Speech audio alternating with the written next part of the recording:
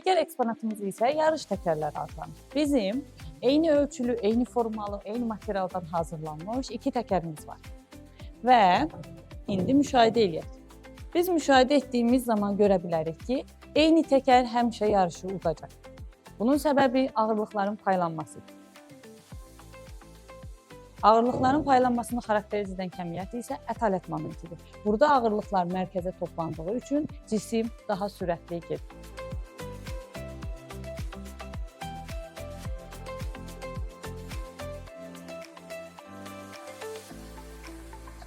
Və biz bu eksponatda ətalət momenti anlayışından danışa bilərik. Ətalət momenti cismin kütlənin paylanmasını xarakteriz edən kəmiyyətdir. Bizim ağırlığımız mərkəzə toplandığı zaman cismimiz daha sürətli hərəkət edir.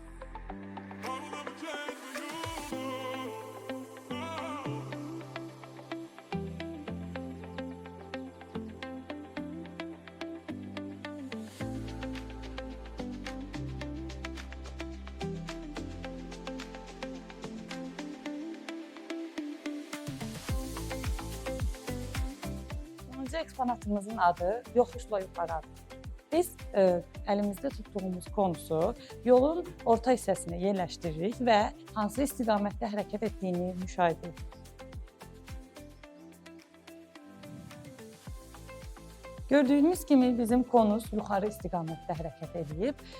Normalda təbiətdə cisimlər sərbəst halda ağırlıq küvəsinin təsiri ilə aşağı hərəkət edir. Lakin bizim konusumuz yuxarı istiqamətdə hərəkət edib. Bu isə fizikanın qanununa ziddir. İndi isə sübut edək ki, bizim konusumuz yuxarı deyil, əslində aşağı hərəkət edir.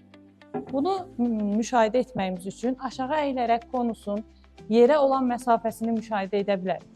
Görürük ki, bizim konusumuz digər cisimlər kimi aşağı hərəkət edir. Bəs niyə biz bunu yuxarı hərəkət etmiş kimi görürük? Bunun səbəbi konusun forması və boruların formasıdır. Bu eksponat onu göstərir ki, fizika qanunları heç vaxt səhv deyil, həmişə doğrudur.